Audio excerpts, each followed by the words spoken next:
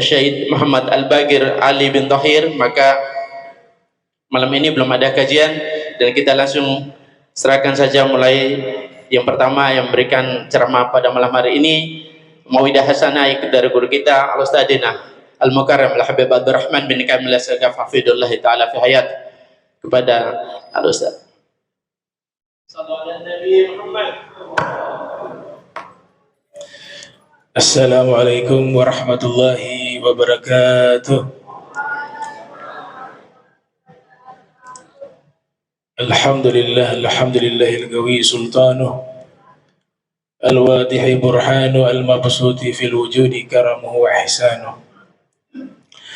Ta'ala majduhu wa 'azuma sya'nuhu, khalaqa khalqal hikmah wa ta'aliha ilmah wa basata lahu min faidil minnah ma jarrat bihi fi akdarihi al-kisma. Asyhadu an la ilaha illallah wahdahu la syarika lah wa asyhadu anna sayyidana Muhammadan abduhu wa rasuluh la nabiyya ba'da. Allahumma salli wa sallim ala nabiyyina Muhammadin wa ala alihi wa ashabihi wa man tabi'ahum bi ihsanin ila yaumil qiyamah, amma ba'd. Yang saya muliakan, saya hormati seluruh imam Masjid Imam Bonjol beserta pengurus.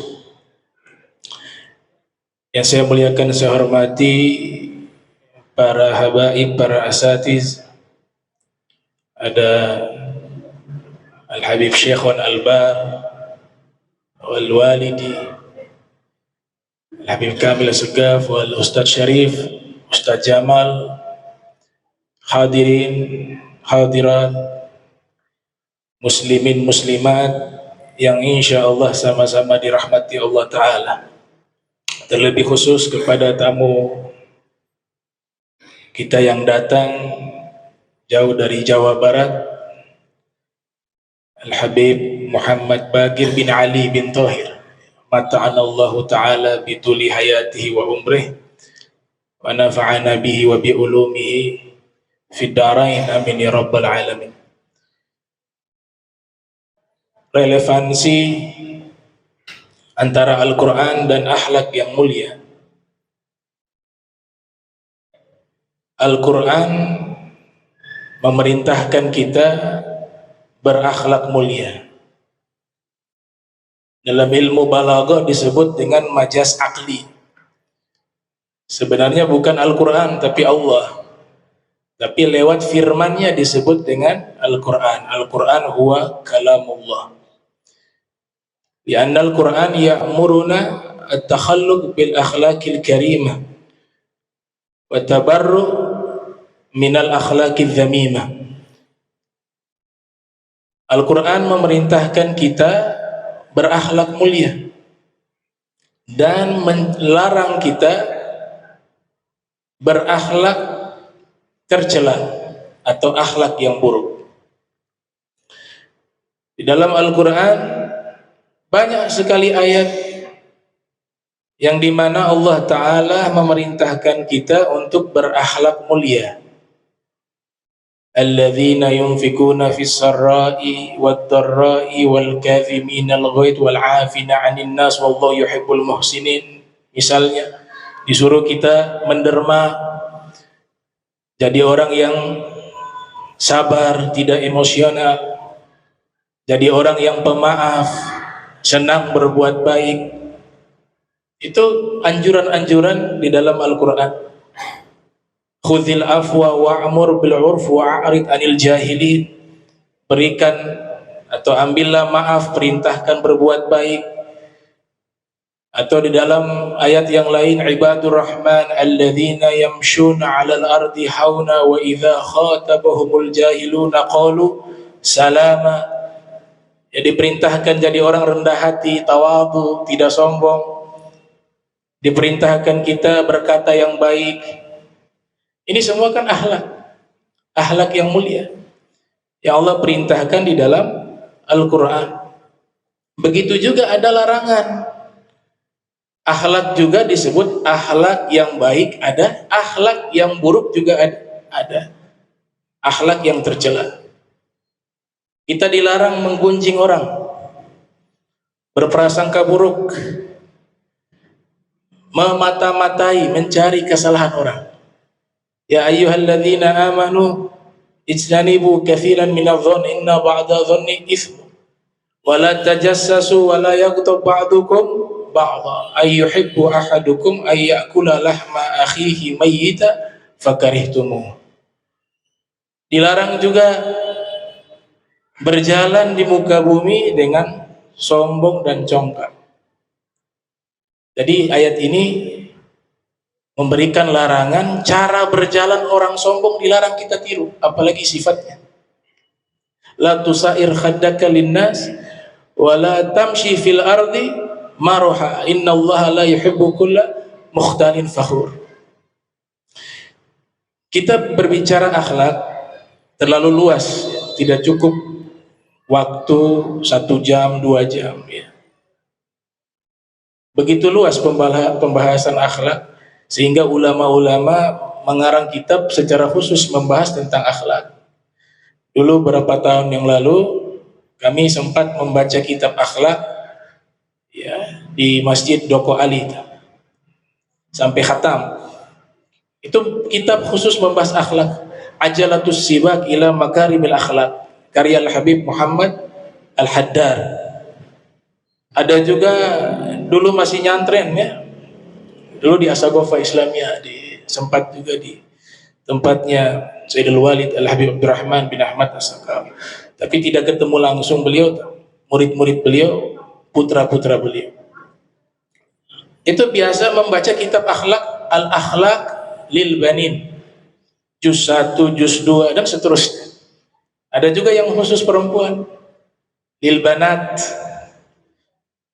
Lebih luas lagi ada Ihya Ulumuddin Imam Al-Ghazali, atau di kalangan habaib sebenarnya rangkuman daripada Ihya An-Nasaih Ad-Diniyah atau Adab Sulukil Mud. Banyak sekali pembahasan tentang akhlak yang ditulis oleh para ulama di dalam kitab-kitab mereka. Artinya ini pembahasan yang sangat global, sangat luas. Tapi kita ambil poin-poin penting saja di waktu yang singkat ini. Kita belajar akhlak kepada ulama bernama Syekh Nawawi Al-Bantini. Ya, ulama yang disebut sebagai Sayyidu Ulama Il-Hijaz, julukannya, pimpinan ulama Hijaz di zamannya.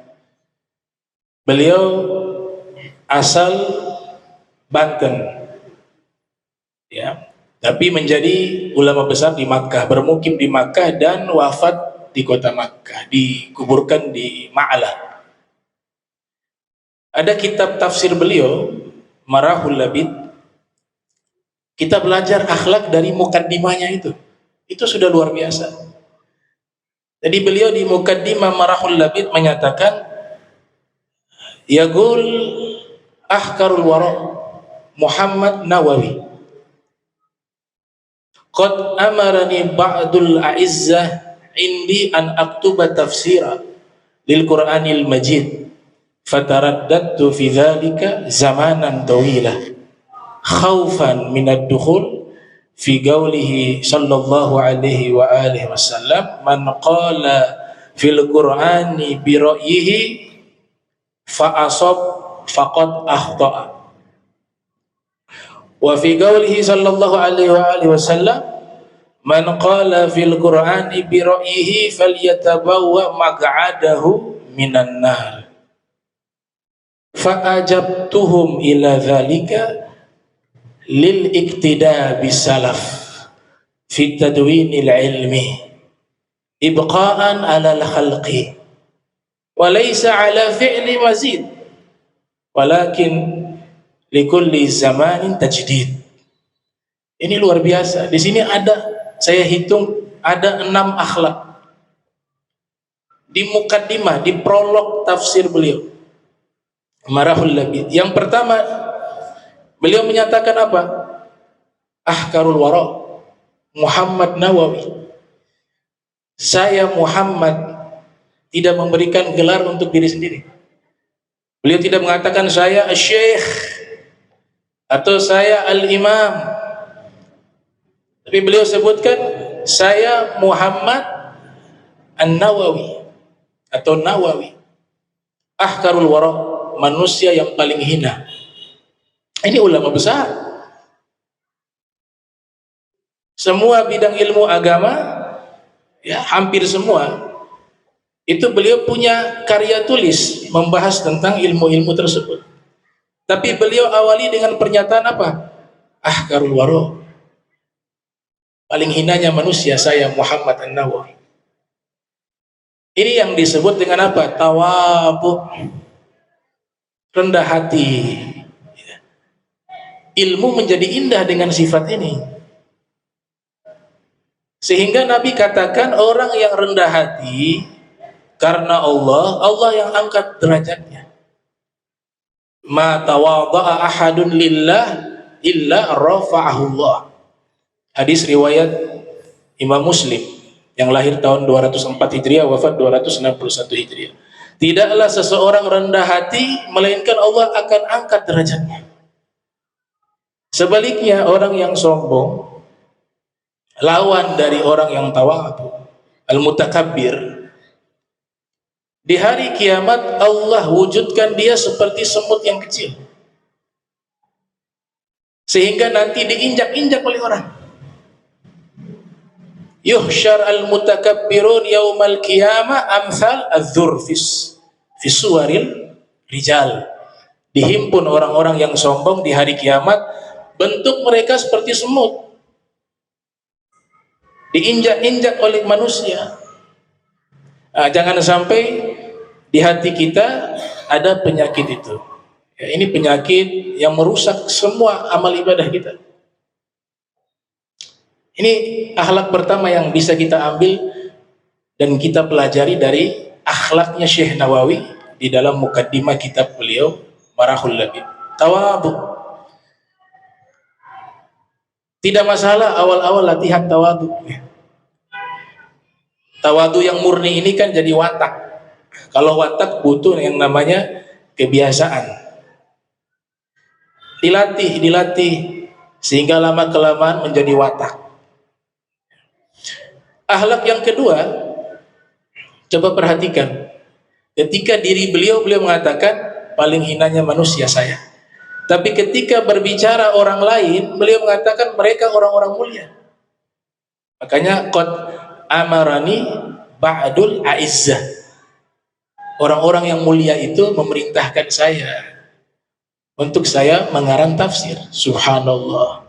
Ada pelajaran apa di situ? Ikramun nas.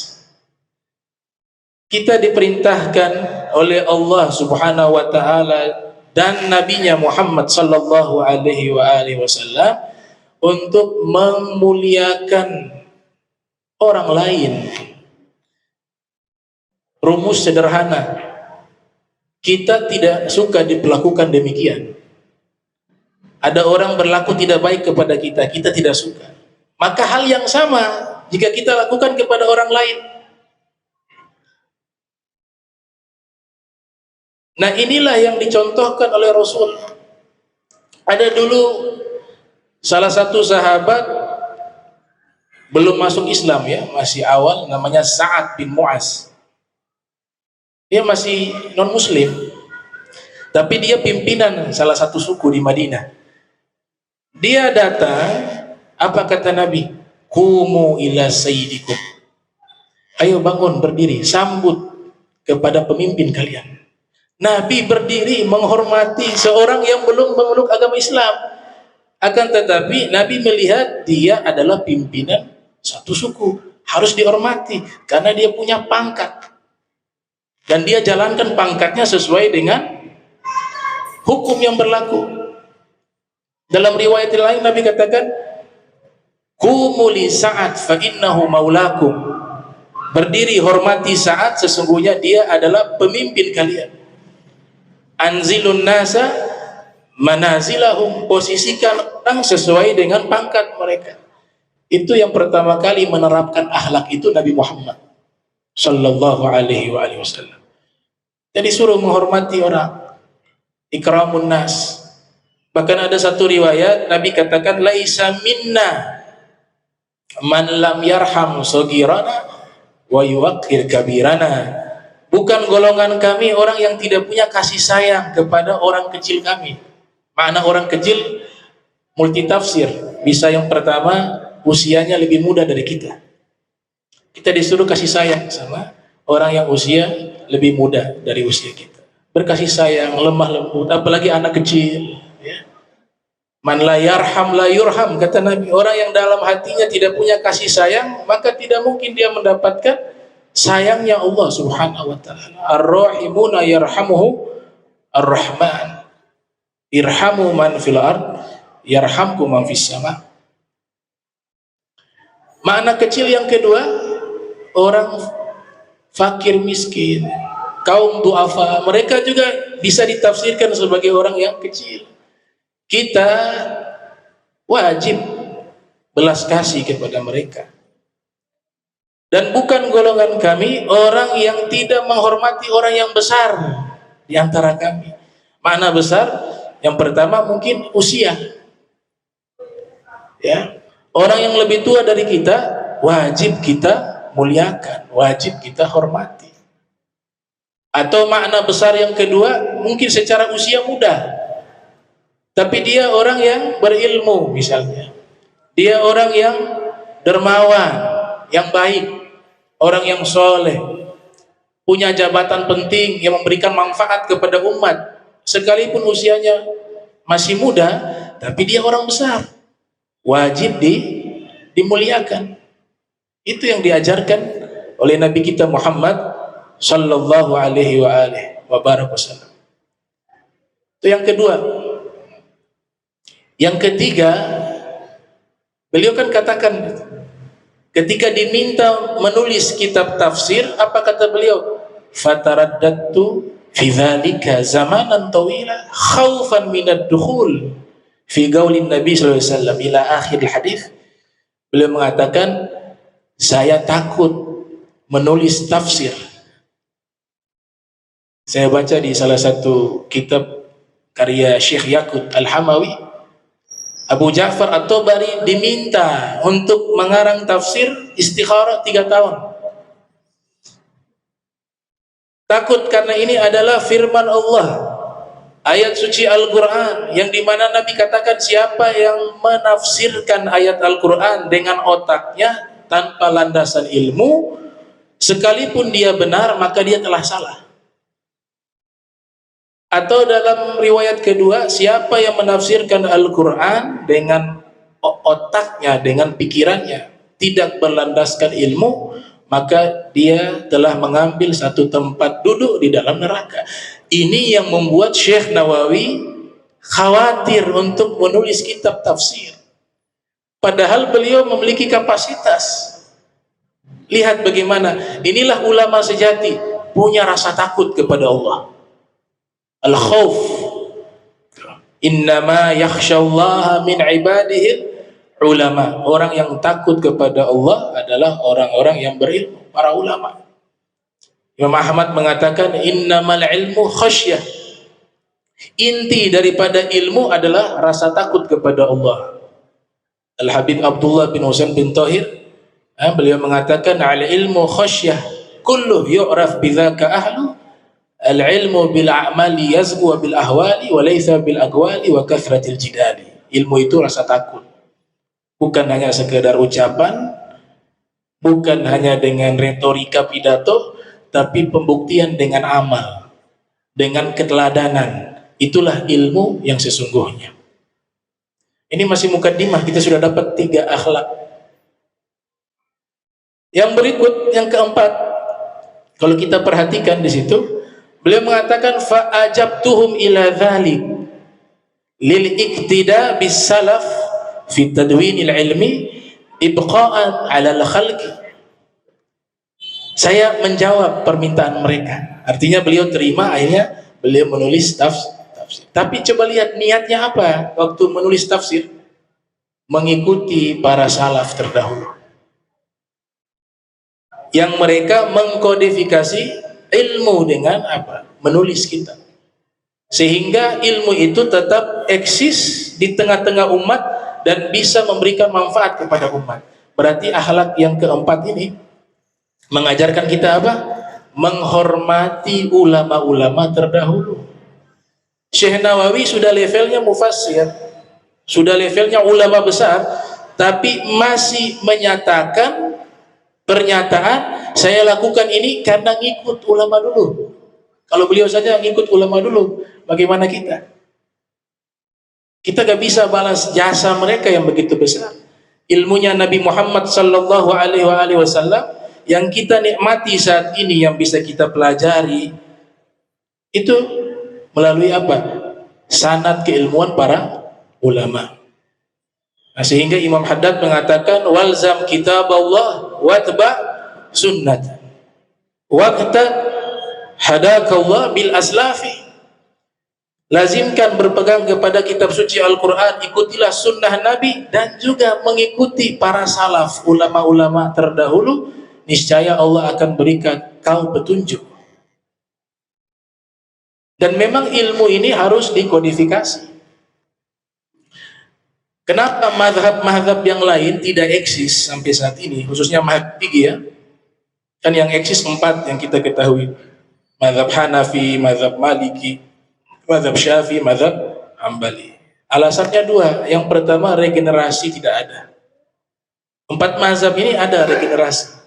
Murid mereka ada, punya murid lagi, turun-temurun sampai saat ini, tidak terputus. Dan yang kedua, 4 mazhab ini, para imam-imamnya itu meninggalkan karya ilmiah, memiliki kitab. Imam Syafi'i mewariskan 2 kitab, walaupun yang satu ditulis oleh murid, dan kitab Ar-Risalah. Imam Ahmad mewarisi kitab Musnadnya. Imam Malik mewarisi kitab Al-Muwatta'nya. Imam Abu Hanifah mewarisi kitab Al-Fiqhul Akbar. Diteruskan oleh murid-muridnya. Akhirnya eksis.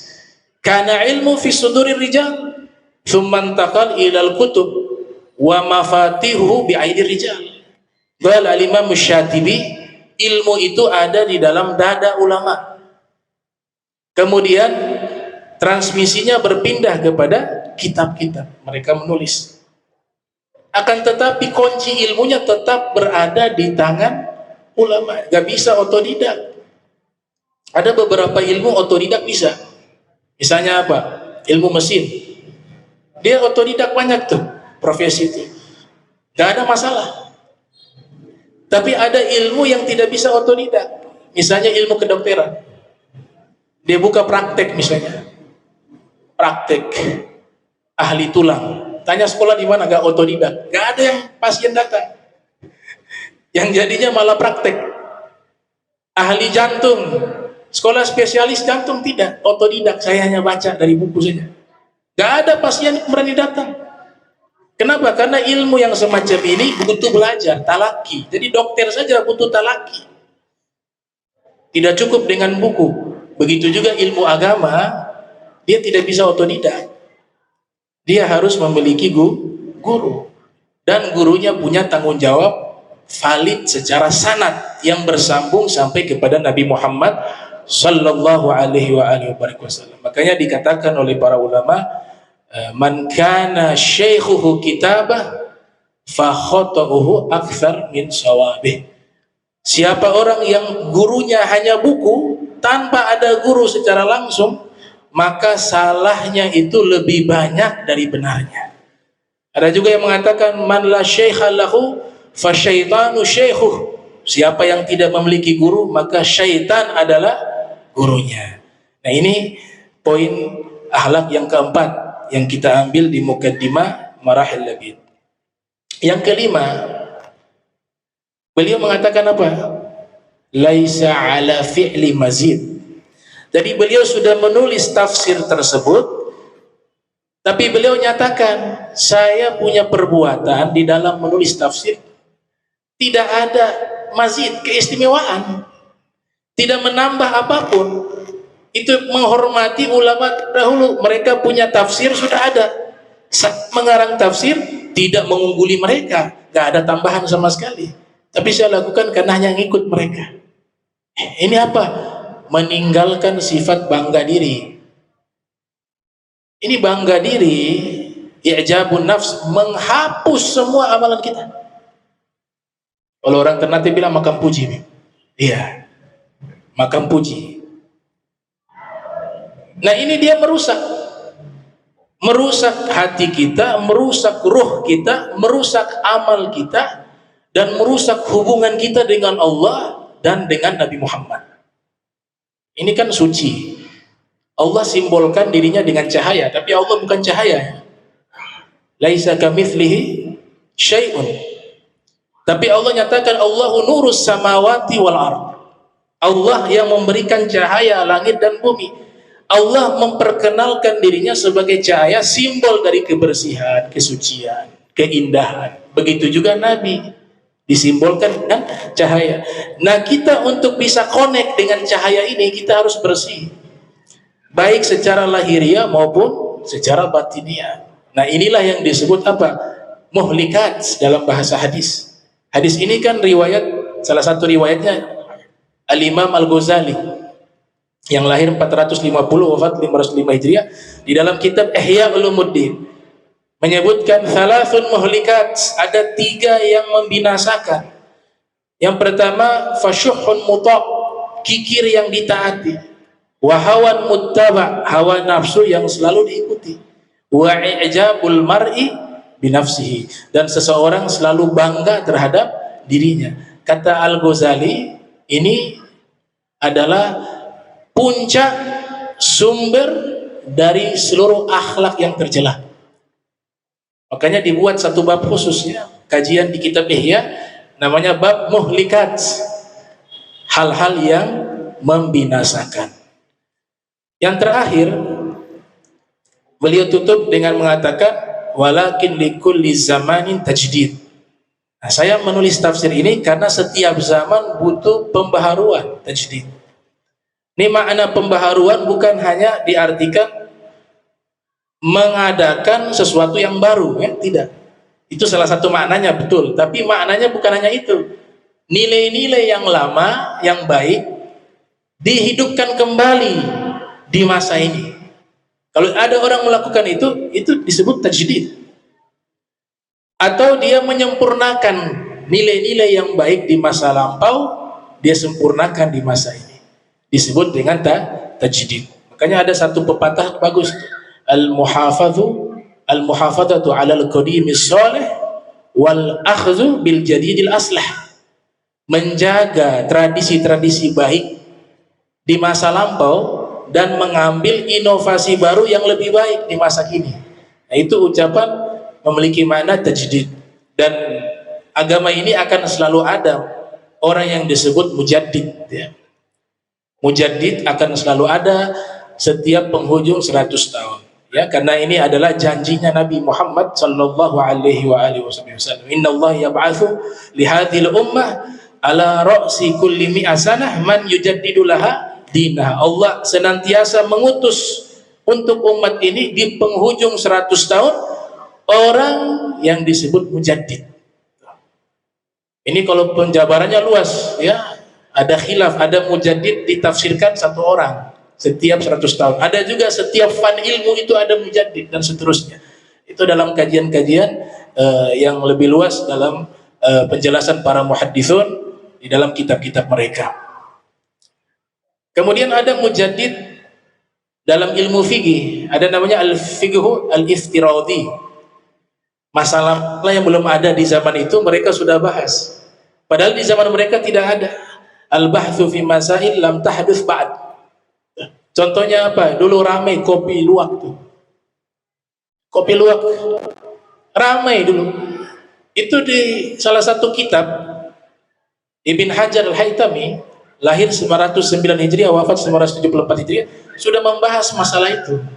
Walaupun tidak persis seperti itu, tapi mereka sudah menjelaskan sampel yang hampir sama. Di mana jika ada biji yang ditelan oleh hewan, kemudian hewan itu, ya, dia mengeluarkan kotoran dan biji itu sudah hancur, maka dihukumi dia kotoran, najis, udah gak bisa dikonsumsi. Tapi kalau biji itu keluar masih utuh seperti awal, hanya ada lapisan-lapisan terkena, ya, kulitnya terkena kotoran, maka dia hanya disebut benda yang terkena najis. cukup dibersihkan dengan air, hilang baunya, kotorannya hilang, jadi suci. Maka hukumnya halal. Nah ini Ibn Hajar sudah bahas pada abad 9. Abad 9 Hijriah sudah dibahas masalah ini. Sedangkan kasus semacam itu di zaman mereka belum ada. Ini yang namanya tajdid. Visioner, berpikir panjang. Memang agama ini agama yang aktual. Kayaknya dulu ada Syekh Muhammad Darras mengatakan Al-Quran mu'zizatun khalidah wa atahu mutajaddidun. Dalam kitab An-Nabaul Azim, Al-Quran ini mukjizat yang abadi dan menyajikan kepada umat selalu aktual sesuai dengan kondisi zaman. Nah terakhir saya tutup ada satu ungkapan dari seorang sosiolog muslim Ibnu Khaldun di dalam kitab Muqaddimah beliau yang lahir tahun 732 Hijriah, wafat 808 Hijriah. Beliau memberikan isyarat dan diaminkan oleh, saya sebut saja namanya ya, Prof. Quraisy Shihab. Ya, Prof. Quraisy Shihab. Di dalam tafsir Al-Misbah beliau. Jadi tajdid di dalam tafsir Al-Quran itu dia selalu ada sepanjang zaman. Karena akan muncul problem-problem baru, penemuan-penemuan baru yang sudah diungkapkan oleh Al-Quran, tapi karena zaman waktu itu belum mampu menjelaskan. Karena Al-Quran ini kan dia akan mukjizatnya abadi dan sudah mengabarkan hal-hal yang akan terjadi, sudah mengungkap ilmu pengetahuan, sehingga dikatakan kadang-kadang ulama merujuk kepada masalah iklim, masalah geologi, masalah astronomi. Itu kan menjadi satu bantuan dalam tafsir ilmi, tafsir ibtik. Ada ulama Mesir namanya Syekh Jauhari, ya, tafsir Jawahir nama kitabnya. Itu tafsir ibtik, tafsir dengan pendekatan ilmu pengetahuan. Maksud saya, ruang tajdid baik di bidang fikih, di bidang tafsir itu akan selalu ada. Tapi harus orang-orang yang bisa melakukan itu memenuhi syarat. Tidak semua orang menafsirkan ayat seenaknya, ada ancaman tadi, atau membuat hukum baru, tidak seenak itu. Itu harus ada orang-orangnya yang syarat-syaratnya terpenuhi. Misalnya dalam Al-Quran surat Ibrahim ayat 24, Alam tara kaifa daraballahu mathala kalimah thayyibah kasyajaratin thayyibatin asluha thabitun wa far'uha fis sama'. Ya, alam tara kaifa daraballahu mathalan kalimah thayyibah kasyajaratin thayyibatin asluha thabitun wa far'uha fis sama'. Kalian tidak melihat bagaimana Allah memberikan perumpamaan kalimat yang baik seperti pohon yang baik, akarnya kokoh di dalam tanah, ranting-rantingnya terjulur ke langit. Hampir semua ulama tafsir mengartikan pohon yang paling baik itu, paling manfaat itu adalah an-nakhlah, pohon korma. Ada menafsirkan pohon di sini pohon di surga. Ibn Abbas menafsirkan demikian. Ada juga yang menafsirkan pohon di sini adalah Rasulullah dan Ahlul Bait. Itu tafsiran Al-Imam Muhammad Al-Bagir. Tapi yang unik, ada juga yang menafsirkan pohon kelapa. Dengan alasan apa? Ya karena hampir kebanyakan ulama tafsir itu orang Arab. Hampir. Walaupun memang di tempat mereka ada, di Irak tuh ada pohon kelapa ada. Makanya ada satu ulama namanya Ibnu Jauzi. Ibnu Jauzi itu artinya anak kelapa. Karena di dalam kitab disebutkan manaqib beliau, sebab beliau punya ayah dan leluhur itu pengusaha kelapa, punya kebun kelapa. Tapi secara umum ada wilayah-wilayah tertentu mereka tidak pernah melihat pohon kelapa. Pohon yang paling manfaat di tempat mereka adalah pohon korma. Tapi kalau di Indonesia dua kemungkinan ya.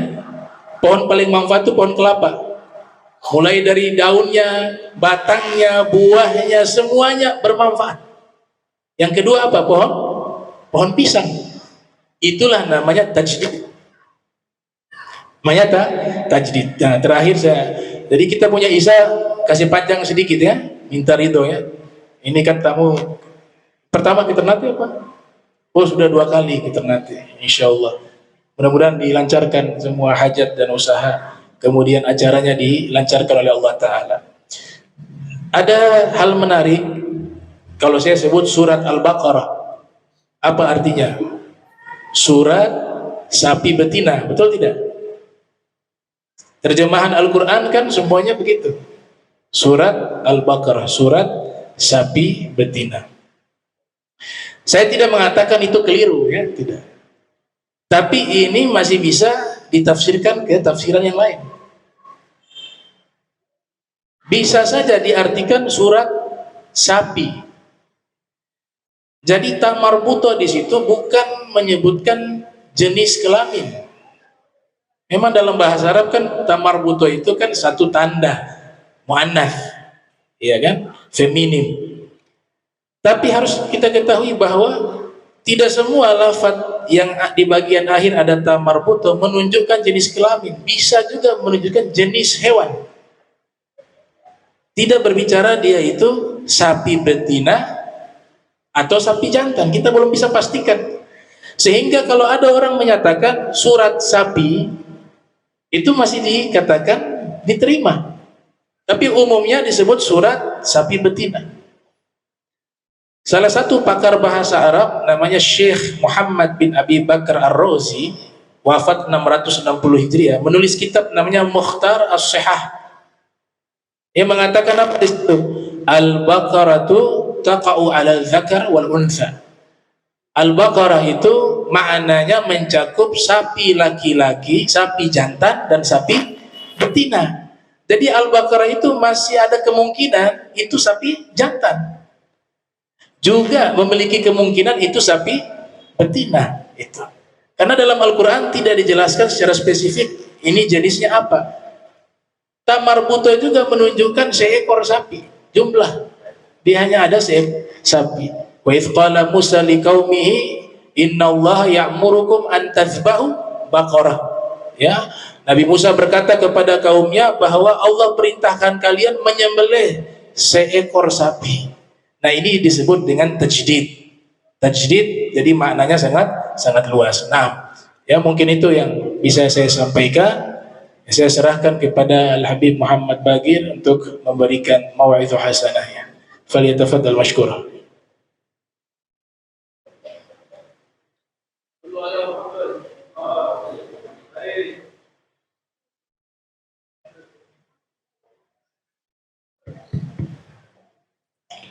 Bismillahirrahmanirrahim. Assalamualaikum warahmatullahi wabarakatuh. Alhamdulillahilladzi hadana lihadza wa ma kunna linahtadiya laula an hadanallah. Allahumma salli wa sallim wa barik ala sayyidina Muhammadin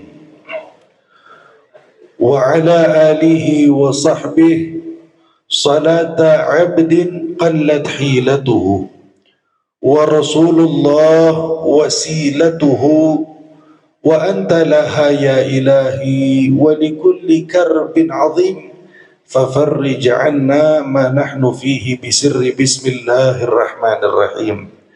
Amma ba'du, hadratil mukarramin wal muhtaramin yang sama-sama kami muliakan, segenap alim ulama, para habaib, para kiai, para imam masjid dan tokoh masyarakat beserta seluruh kesepuhan yang hadir di malam hari ini. Mudah-mudahan beliau semua senantiasa dijaga oleh Allah Subhanahu wa taala, khusus wabil khusus guru kita bersama Al-Habib Abdurrahman Ibn Al-Habib Kamil As-Segaf dan seluruh habaib yang hadir, karena yang saya ingat namanya cuma nama beliau, namun insya Allah kehadirannya para guru, para kiai, para habaib di masjid, di tempat yang penuh dengan keberkahan ini insya Allah membawa keberkahan dan kemanfaatan untuk kita semua.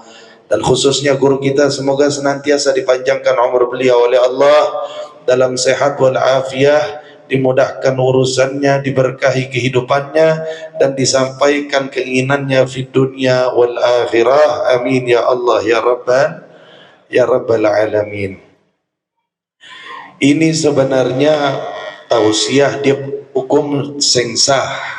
Orang Ambon bilang tausiah beta ini dia pun hukum sing sah. Karena kenapa? Kaidah fikih mengatakan idza wajadal ma'u batalat tayammum. Jika sudah ada air, maka debu yang menjadi alat bersuci dalam cara tayammum itu sudah tidak terpakai. Barusan ini beliau siram kata orang dengan air luar biasa. Kalau pepatah Arab bicara bahasa pengantin bilang la itra ba'dal aris. Yang namanya pengantin baru itu tidak pantas dikasih minyak wangi lagi. Karena orang kalau mau nikah, orang kasih dia pewangi itu, kasih minyak wangi harga mahal-mahal punya. Dia pakai luluran, dia pakai minyak wangi, dia semprot minyak wangi bukan 2-3 semprot, tapi sampai di leher-leher dia semprot semua. Ini antum ini semua malam hari ini pengantin baru semua. Kenapa pengantin baru? Karena sudah wangi luar biasa.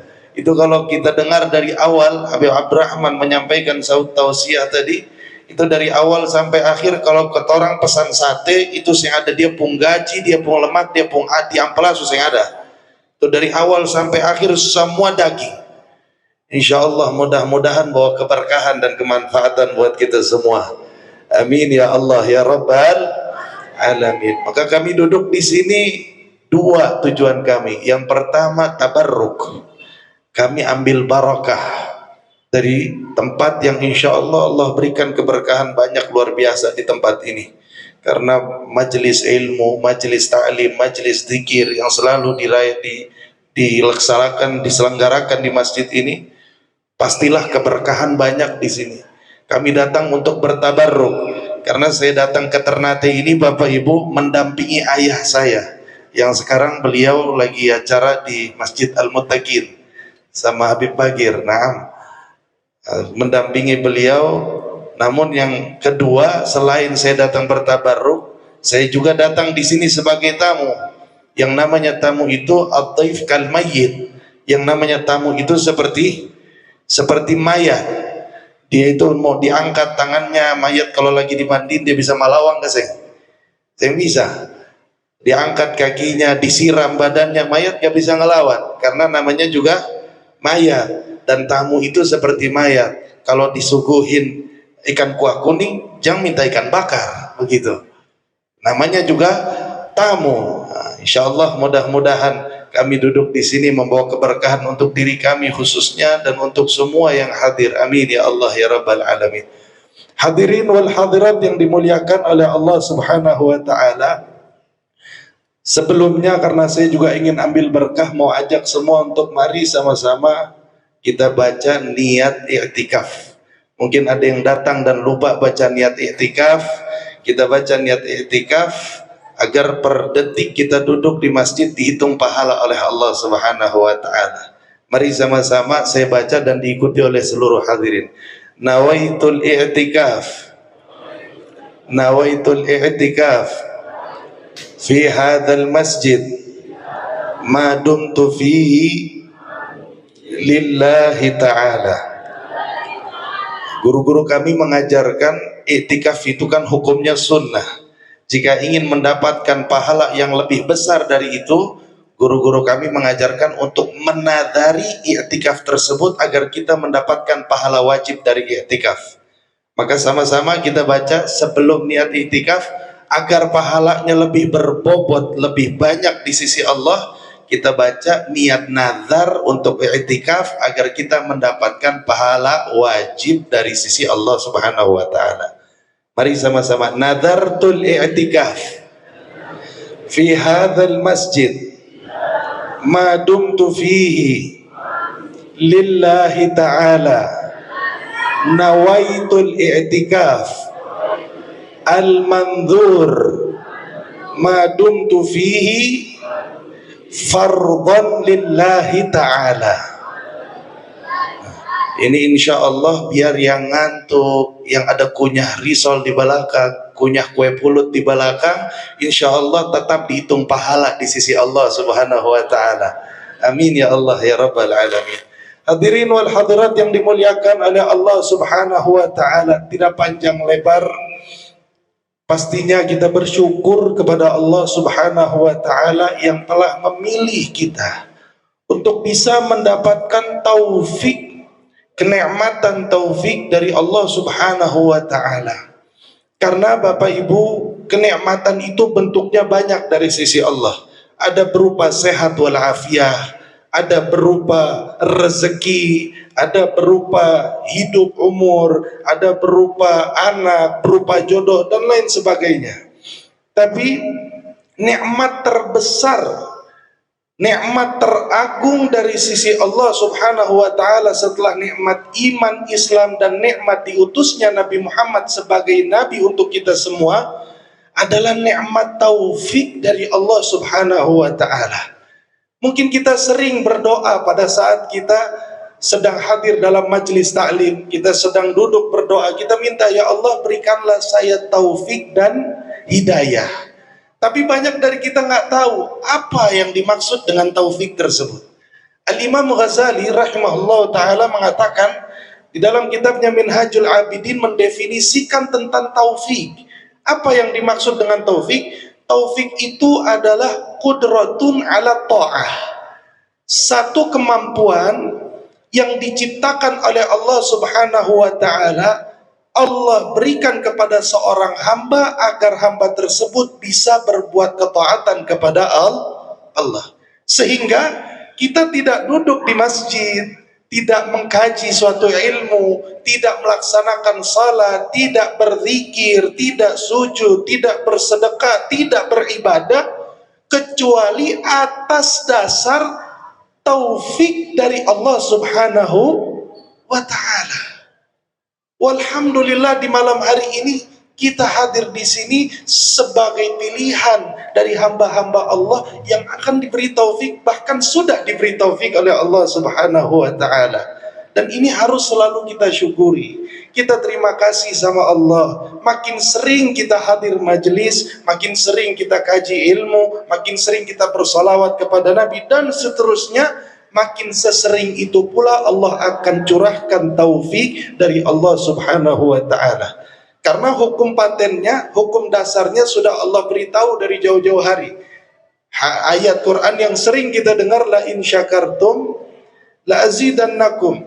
Jika kalian bersyukur, maka saya akan tambah kenikmatan. Salah satunya adalah kenikmatan taufik dari Allah Subhanahu wa ta'ala. Mudah-mudahan pilihan Allah di malam hari ini mengumpulkan kita di dalam masjid ini menjadi alasan sebab kuat Allah untuk memulangkan kita dari masjid ini dengan dosa yang telah diampuni dari Allah. Menjadi alasan kuat bagi Allah untuk memulangkan kita dari masjid ini untuk dikabulkan hajat-hajat kita oleh Allah Subhanahu wa ta'ala. Menjadi alasan kuat bagi Allah untuk memulangkan kita dari majlis ini dengan membawa taufik yang lainnya, membawa kenikmatan yang lainnya dari Allah Subhanahu wa ta'ala. Alhamdulillah. Senang hati ini bisa berkumpul di sini.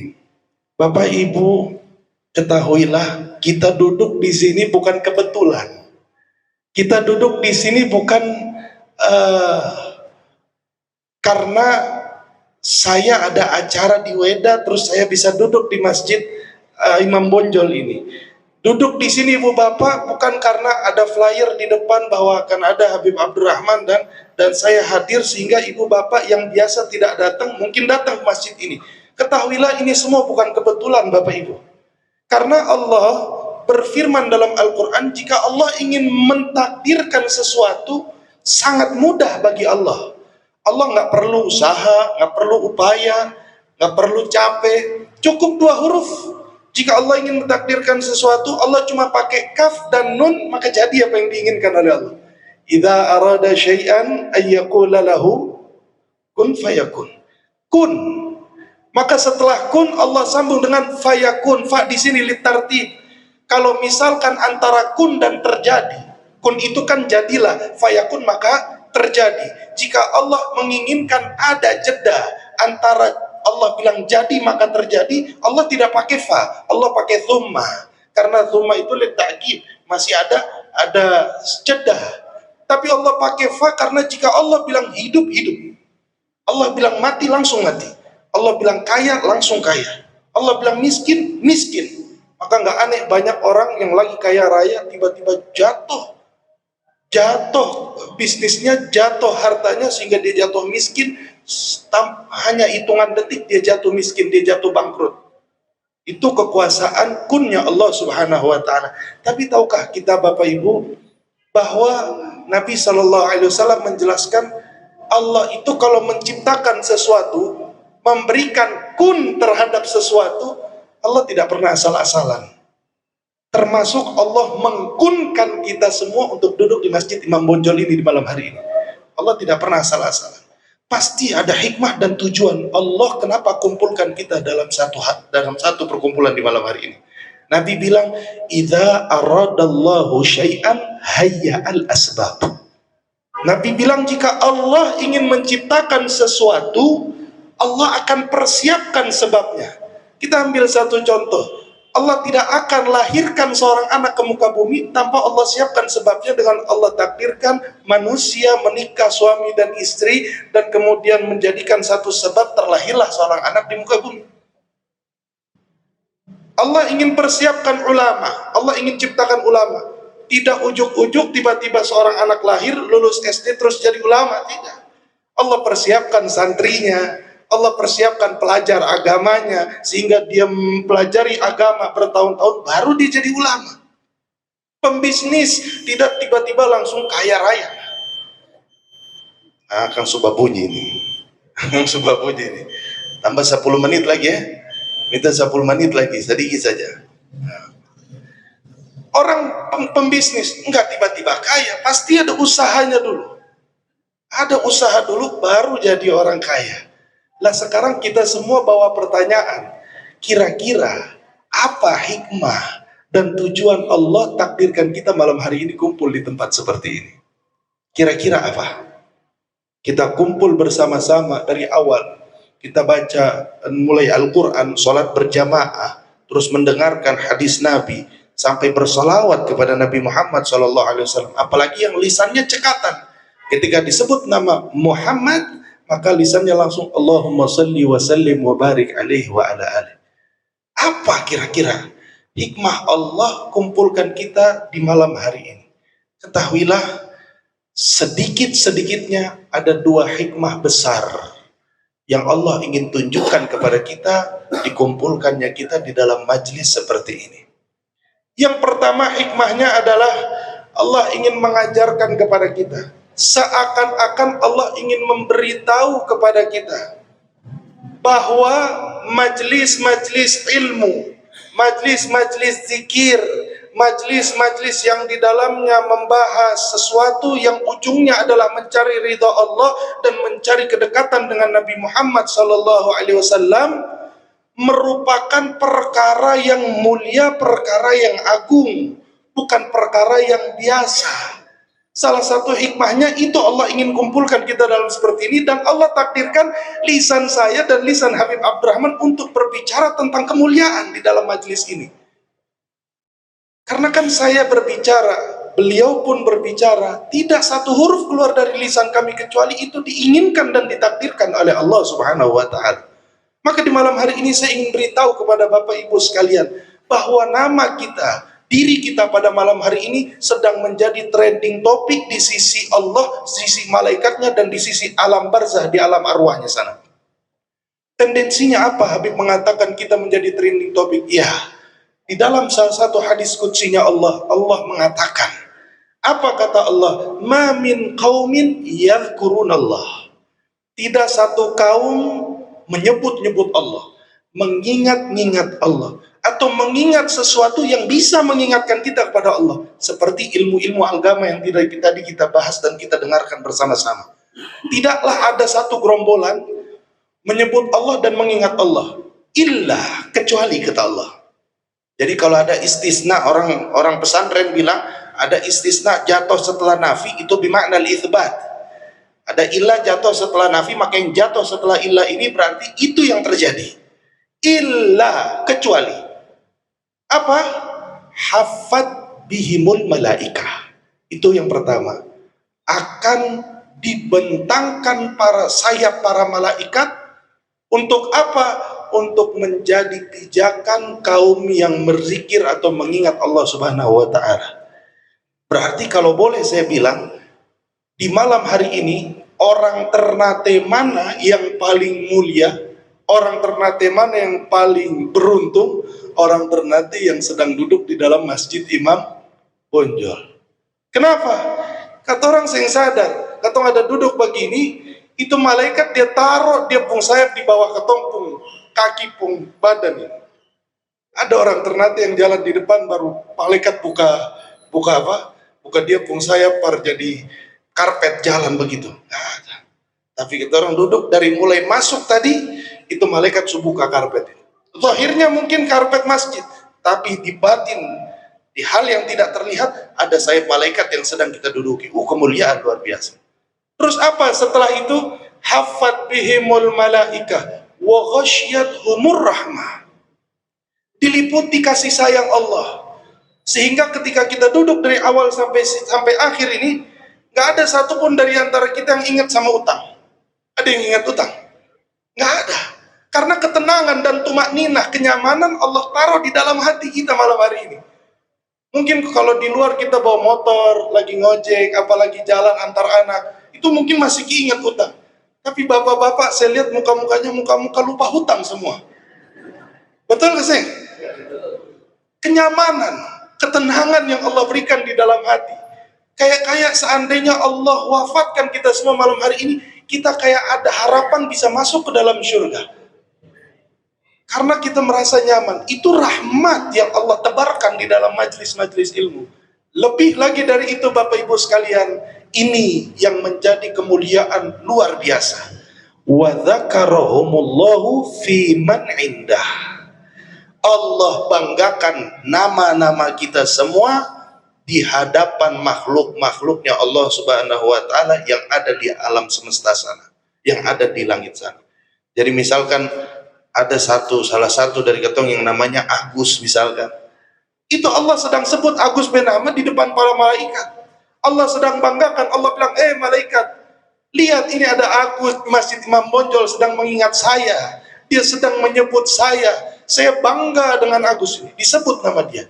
Adakah kemuliaan yang lebih mulia ketika nama kita disebut oleh Allah? Seandainya Bapak di sini semua yang hadir, tiba-tiba ada presiden mau kunjungan ke Ternate.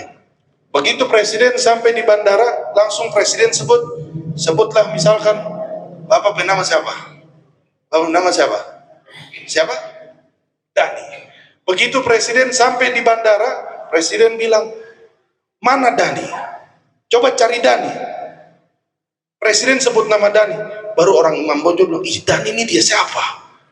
Kok bisa presiden sebut dia pung nama? Kalau presiden menyebut nama kita saja, kita merasa mulia, kita merasa agung. Apalagi sampai disebut Dani namanya di depan presiden. Dani jalan dari sini ke bandara, pergi buat ketemu presiden, jalan semua dibuka, polisi semua kawal. Karena ini presiden yang sebut dia pengnama. Maka bagaimana jika yang menyebut kita adalah zat yang insya Allah Presiden Republik Indonesia dalam satu hari tidak kurang 17 kali sujud kepada zat tersebut.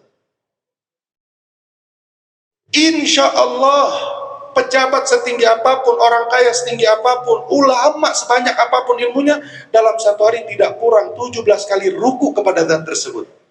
Dialah zakarahumullahu fiman indah. Dialah Allah Subhanahu yang menyebutkan kita nama kita sekarang di hadapan para malaikat. Maka ini kemuliaan besar Bapak Ibu. Majlis-majlis taklim seperti ini adalah keagungan. Dan yang terakhir, sebab kedua yang Allah ingin ingatkan kepada kita, hikmah kepada kita, karena kita kumpul seperti ini apa? Yang kedua adalah dari awal tadi tidak kurang. Karena saya diamanati oleh guru saya, setiap kamu tausiah, dimanapun tausiah, bahkan ngajar sekalipun, sisipkan, kasih satu pembahasan meskipun hanya 2-5 menit pembahasan agar mereka mengenal Nabi Muhammad SAW.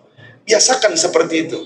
Karena ada seorang ulama yang karismatik di Jakarta yang bernama Al-Habib Mundir bin Fuad Al-Musawa, yang majelisnya terkenal di mana-mana. Dakwah beliau sampai ke Papua, sampai ke Sabang, dari Sabang sampai Merauke, insya Allah kenal sama beliau. Di umur yang hanya 40 sekian tahun, umurnya masih muda tapi majelisnya sudah besar. Salah satu rahasianya, kata guru saya, yang mana beliau adalah teman dekat Habib Mundir, yaitu Habib Quraish Baharun, beliau bilang, Mundir itu salah satu rahasia, dia bisa terkenal di mana-mana dan manfaat ilmunya adalah tidak satu tausiah pun kecuali beliau membahas Nabi Muhammad sallallahu alaihi wasallam. Dan kita dalam majelis ini ketika disebut nama Muhammad, saya ingatkan untuk diri saya dan kepada seluruh yang hadir untuk biasakan memiliki lisan yang refleks ketika disebut nama Muhammad. Lisan dengan mudah otomatis menyebut Allahumma sholli wa sallim wa barik alaih. Karena kenapa Bapak Ibu? Ketika kita menyebut Allahumma sholli wa sallim wa barik alaih, nama kita semua sedang menjadi buah bibir, menjadi bahan omongan, bahan gosip oleh ahli arwah di alam arwah sana. Kenapa bisa begitu? Nabi bilang, ma min ahadin min ummati yusallim alayya illa raddallahu alayya ruhi hatta arudda alaihimussalam. Tidak satu pun dari umat saya, yang besar, yang kecil, kaya, miskin, semuanya menyampaikan salam kepada saya, Allahumma salli wa sallim ala sayyidina Muhammad, mengucapkan salam itu kepada nama Nabi Muhammad, illa raddallahu alayya ruhi, terkecuali Allah akan kembalikan ruhku ke dalam jasadku dengan caranya Allah. Jasad Nabi Muhammad yang dikuburkan di Madinah dikembalikan ruhnya oleh Allah dengan caranya Allah. Kemudian apa yang dilakukan oleh ruh dan jasad Nabi? Hatta arudda alaihimussalam, sampai benar-benar dipastikan oleh Nabi satu persatu nama yang menyebut dan menyampaikan salam kepada Nabi, dijawab namanya, dijawab salamnya oleh Rasul sallallahu alaihi wasallam. Taruhlah saya bilang Allahumma shalli wa sallim ala sayyidina Muhammad, maka Nabi akan menjawab dengan ucapan wa alaikumussalam wa rahmatullah ya bagir. Bahkan Imam Jalaluddin As-Suyuti mengatakan orang yang menyampaikan salam kepada Nabi akan dijawab dengan nama dia dan nama ayahnya. Makanya salah satu bakti seorang anak kepada orang tua adalah banyak baca sholawat, karena dia sedang mengenalkan nama diri dia dan mengenalkan nama ayahnya kepada Nabi Muhammad sallallahu alaihi wasallam. Maka ruhnya Nabi nyebut nama kita semua, ya fulan bin fulan, itu udah hukum paten pasti. Bib, saya ahli maksiat, saya ahli dosa. Nabi tidak pandang, karena Nabi tidak pernah membedakan mana umat yang ahli maksiat dan mana yang umatnya ahli dosa, ahli ibadah. Semua di mata Nabi adalah umat yang dicintai oleh Nabi. Maka pada saat nama kita disebut, pasti ahli arwah di alam arwah sana akan menggunjing, akan menggosip nama yang sedang disebut oleh Nabi. Karena ruh Nabi setiap harinya, setiap detiknya menjadi penasaran, titik penasaran bagi seluruh ahli arwah yang ada di alam arwah. Apa yang akan dilakukan oleh ruh Nabi Muhammad SAW? Tapi pada saat kita tadi sama-sama Allahumma sholli wa sallim ala sayyidina Muhammad, ketahuilah Nabi sedang nyebut nama kita dan nama kita sedang disaksikan disebut oleh ruhnya Nabi Muhammad SAW. Maka izinkan saya Habib, izinkan saya pengurus masjid untuk ngajak setidaknya baca sholawat sama-sama sebelum saya tutup tausiah, dan ini menjadi penutup dari tausiah saya. Untuk mari sama-sama kita baca sholawat kepada Nabi Muhammad SAW. Niatkan agar dengan sholawat ini memberikan cahaya di dalam kehidupan kita, khususnya cahaya di dalam hati kita. Agar hati-hati yang kotor dibersihkan oleh Allah, agar hati-hati yang kotor diangkat penyakitnya oleh Allah, sehingga menjadi hati yang bercahaya, hati yang bersih, dan siap menerima anugerah-anugerah Allah dan anugerah-anugerah dari Nabi Muhammad SAW. Allahumma salli wa sallim wa barik wa karrim wa majid wa azim bi qadri azamati dhatika al-aliyah fi kulli waqtin wa hinin abada عدد ما علمت وزنة ما علمت على سيدنا ومولانا محمد وعلى آل سيدنا ومولانا محمد صاحب التاج والمعراج والبراق والعلم ودافع البلاء والوباء والمرض والألم جسمه مطهر معطر منور من اسمه مكتوب مرفوع موضوع على اللوح والقلم شمس الضحى بدر الدجى نور الهدى مصباح الظلام أبي القاسم سيد الكونين وشفيع الثقلين أبي القاسم سيدنا محمد أبي القاسم سيدنا محمد بن عبد الله سيد العرب والعجم نبي الحرمين محبوب عند رب المشرقين والمغربين يا أيها المشتاقون لنور جماله صلوا عليه وسلموا تسليما اللهم صل وسلم وبارك عليه وعلى آله يا نبي سلام عليك يا رسول سلام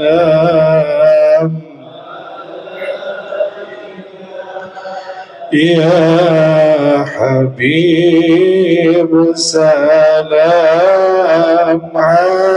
عليك صلوات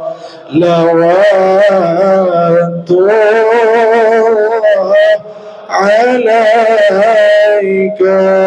الله يا Nabi. Kurang keras, sama-sama semuanya. Ya Rasul salam. Assalamualaikum ya Sayyidal Mursalin wa ya Khataman Nabiyyin wa ya man arsalaka Allah rahmatan lil alamin. Salatullah alaika anta syamsun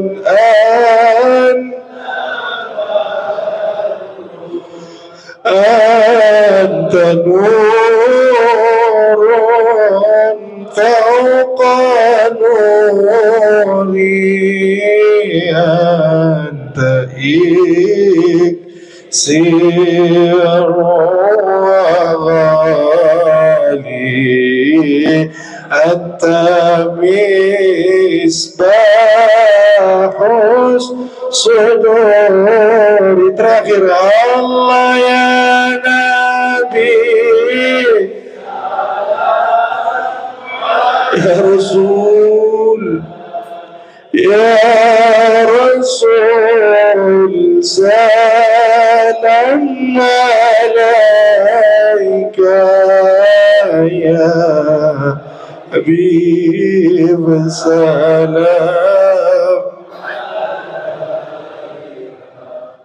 salatullah alaika Allahumma صلي وسلم وبارك عليه ربي فانفعنا ببركتهم واهدنا الحسنى بحرماتهم وامتنا في طريقتهم ومعافاة من الفتن والحمد لله رب العالمين. Kurang lebihnya mohon maaf, hadani Allah wa iyyakum ajma'in. Tsumma assalamu alaikum warahmatullahi wabarakatuh.